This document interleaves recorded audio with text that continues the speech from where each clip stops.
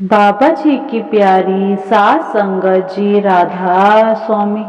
संगत जी, आज की साखी बहुत ही रूहानियत भरी है, इसको पूरी सुनने की कृपा करें जी। इस साखी में आप जानेंगे कि बाबा जी ने कैसे असंभव को संभव कर दिया।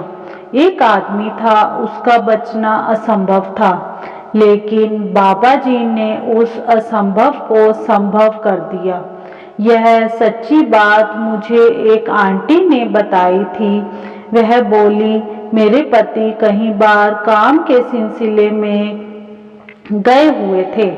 उन्होंने फोन किया कि मेरी तबीयत कुछ ठीक नहीं लग रही, इसीलिए मैं घर आ रहा हूँ। कुछ दिन आराम करके फिर दोबारा आकर काम करूँगा। लेकिन हमने कहा कि आप गाड़ी चलाकर मत आएं, हम आपको लेने के लिए आ रहे हैं। वह ना नकुर करते रहे और बोले, मैं आ जाऊंगा, तुम चिंता मत करो। हमारी जिद के आगे उनकी एक ना चली। मैं दोनों बच्चों को लेकर उनके पास गाड़ी में चली गई। मेरी लड़की MBA कर रही थी और लड़का अभी स्कूल में पढ़ रहा था। हमने कार में भी बाबा जी का सत्संग लगाया हुआ था। हम जब उनके पास पहुंचे तो उनको बहुत तेज बुखार था। हम उनको बुखार की दवाई देकर कार में अपने साथ घर ले आए और अपने फैमिली डॉक्टर को दिखाया। जब फैमिली डॉक्टर ने देखा तो हमें 2 टेस्ट लिख कर दिए और टेस्ट करवाकर रिपोर्ट दिखाने को कहा। अगले दिन रिपोर्ट लेकर जब डॉक्टर के पास गए तो डॉक्टर ने कहा, इनको सिर्फ वायरल नहीं है, इनको तो कोई और हार्ट से रिलेटेड प्रॉब्लम लग रही है। उसने ECG वगैरह करवाई और बोला, इनको हार्ट में ब्लॉकेज है और दिल में छेद भी है। उनकी बीमारी बहुत क्रिटिकल लग रही है। आप इनको दिल्ली या चंडीगढ़ कहीं अच्छी बड़ी हॉस्पिटल में ले जाओ, शायद वहां यह ठीक हो जाए। वह उनको दिल्ली ले गए। उन्होंने वहां जाकर डॉक्टर को दिखाया। डॉक्टर ने सारी रिपोर्ट देखी और बोला, केवल 25% चांस है, बाकी सब मालिक के हाथ है। डॉक्टर ने जब 25% चांस बताया तो वह बिल्कुल टूट गई और अपने बाबा जी को हाथ जोड़कर विनती करने लगी कि बाबा जी, आपके कारण हमारी गाड़ी ठीक चल रही थी, अब क्या हो गया है। वह झोली फैलाकर बाबा जी से रो रो कर कह रही थी, बाबा जी, मैं अपने आप को हारा हुआ महसूस कर रही हूँ। ऐसा लग रहा था कि अब हमारे जीने की कोई वजह नहीं है। उस वक्त मेरे बच्चों ने मुझको संभाला और बोले, मम्मी जी, आप घबराओ मत, बाबा जी हमारे साथ हैं, वह पापा जी को ठीक कर देंगे।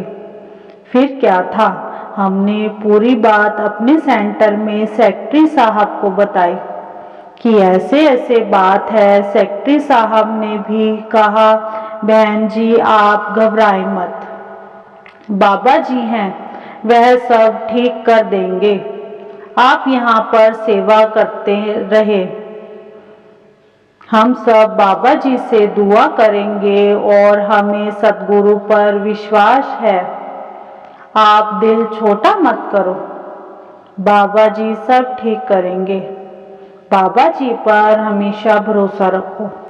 सत्संग घर में अगर किसी को कोई बात पता चलती है दुख सुख की, तो सभी एकजुट होकर बाबा जी से दुआ मांगते हैं। उसने भी कहा, अब जो करना है बाबा जी आपने ही करना है, अगले दिन डॉक्टरों ने चेकअप किया, सारी रिपोर्ट देखी और बोले 3 ऑपरेशन करने पड़ेंगे, 5 से 6 घंटे का समय लग सकता है। वह तो बहुत घबरा गई थी। उसने बाबा जी की तस्वीर को हाथ जोड़कर कहा, बाबा जी, अब आप भी डॉक्टर बनकर इनका ऑपरेशन करना। मुझे उन डॉक्टरों से ज्यादा आप पर विश्वास है।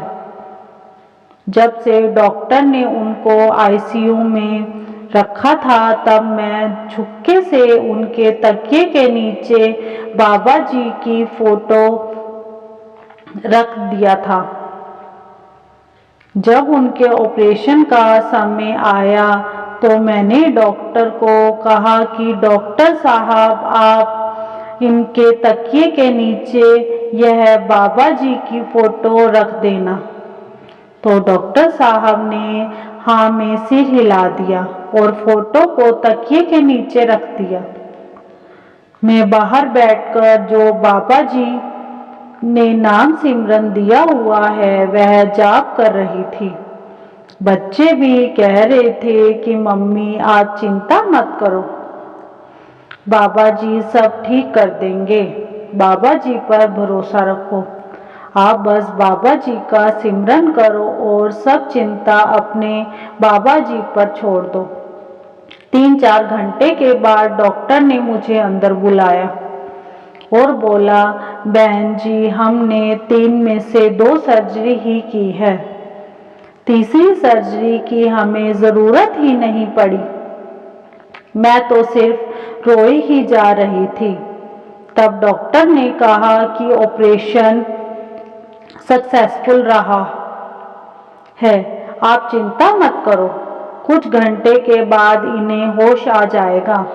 मैंने अपने छोटे बेटे को कुछ मीठा लाने के लिए कहा और बाबा जी का भोग लगाया और उनका शुक्र किया कि बाबा जी, आपने डॉक्टर बनकर इनका ऑपरेशन किया। मुझे तो लग रहा था कि जो सिक्योरिटी गार्ड आपकी खुली कार के साथ चलते हैं, वही पूरी टीम ने मिलकर इनका ऑपरेशन किया है। सुबह उनको होश आया, उन्होंने आंखें खोली और बोले, मेरा ऑपरेशन बाबा जी ने किया था। वह उस समय अंदर मेरे साथ थे। मैं भी मन में बाबा जी का सिमरन कर रहा था। बाबा जी ने सब ठीक कर दिया। शुक्र मालिका, शुक्र दात्या, आपका बार बार शुक्र करते हुए वह तीनों बाबा जी की तस्वीर के आगे हाथ जोड़कर खड़े हो गए। मालिक अपने बच्चों के साथ हमेशा है, हमें चिंता की कोई जरूरत नहीं है। इसके साथ हम आपको एक और साखी सुनाने जा रहे हैं। आदमी का उस्ताद आदमी। एक बार अकबर बादशाह की अपने वजीर बीरबल के साथ बहस हो गई।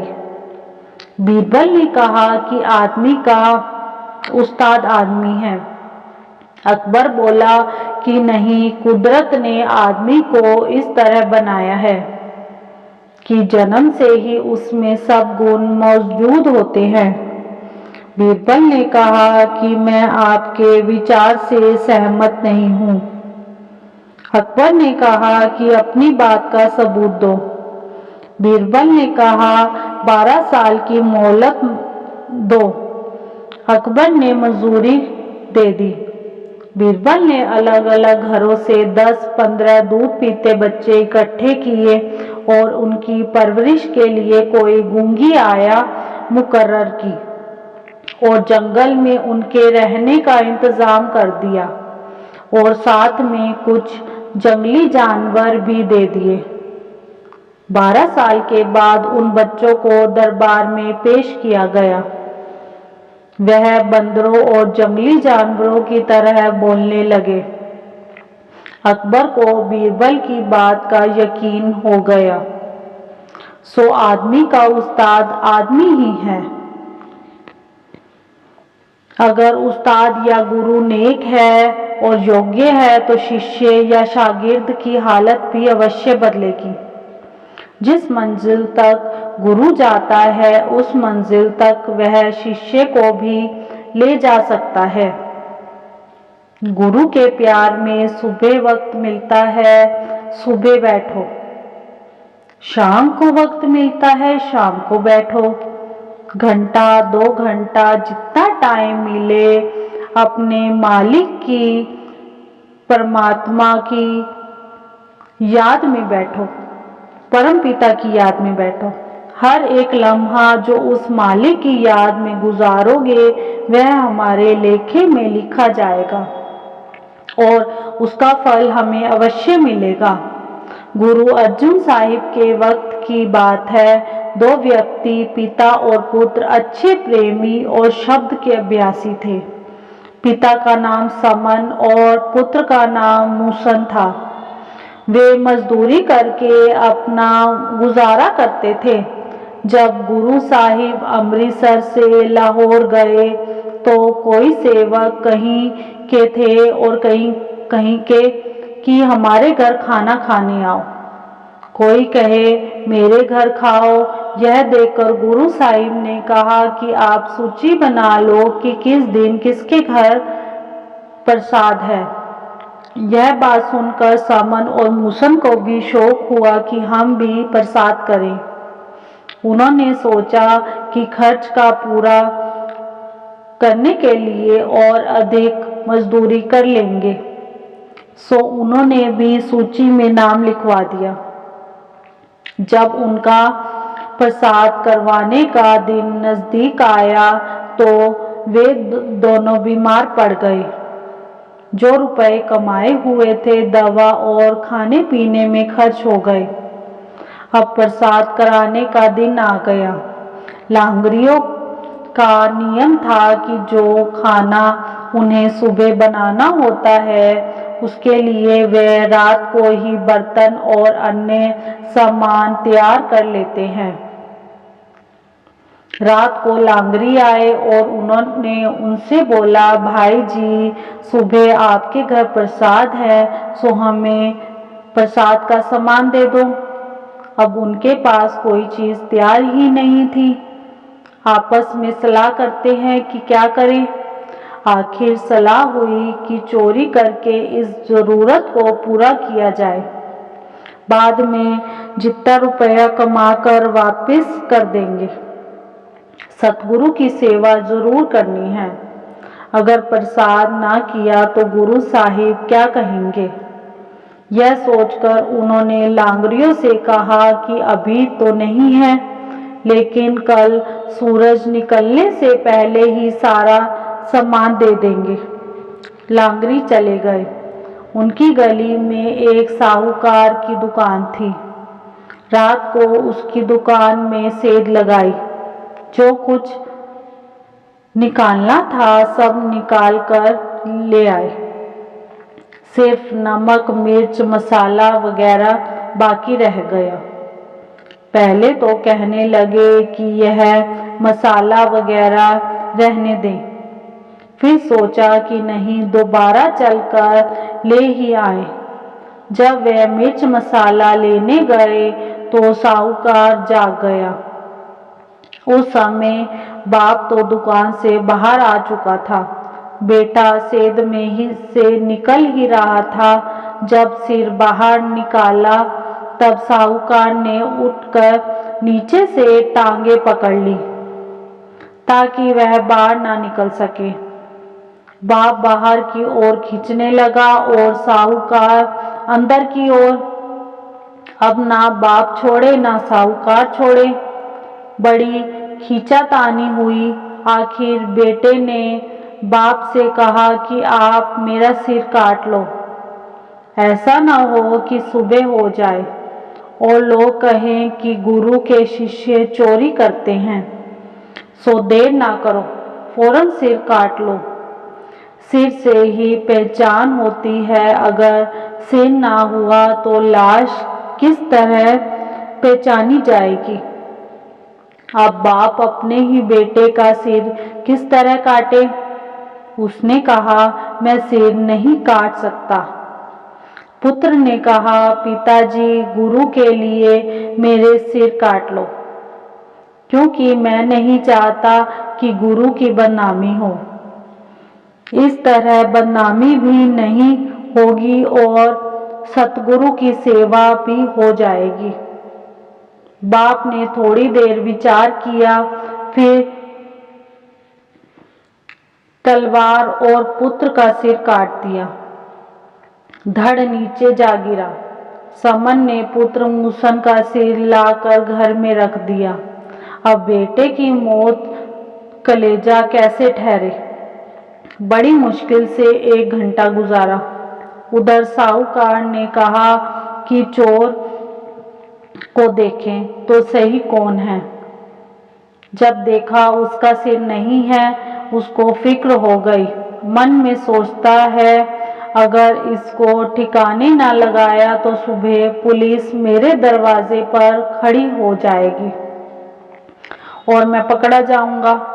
पुलिस कहेगी कि तूने सिर काटा है। हो ना हो किसी के घर रख दे।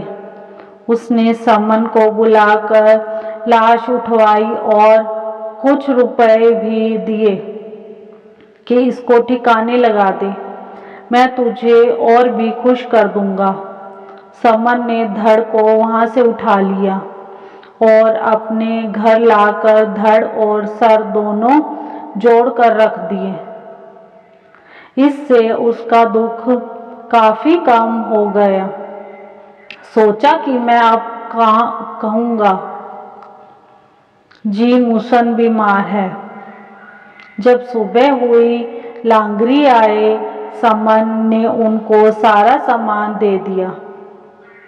लांगरी लगे प्रसाद तैयार करने। जब प्रसाद तैयार हो गया तब गुरु साहिब आए। गुरु साहिब ने कहा, समन मूसन को बुला। समन ने उनसे अर्ज की, महाराज जी, वह तो बीमार है। गुरु साहिब ने फरमाया, बीमार है तो क्या हुआ, उसे जरूर बुलाओ।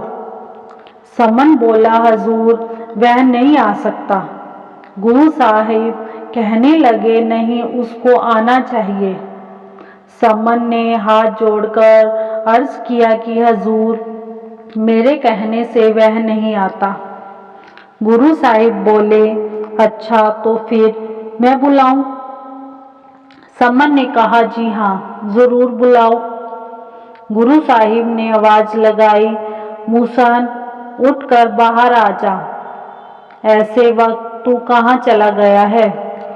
गुरु जी का इतना कहना था कि मूसन उठकर 9 ठीक ठाक होकर बाहर आ गया और समन दोनों गुरु साहिब के चरणों पर गिर पड़े।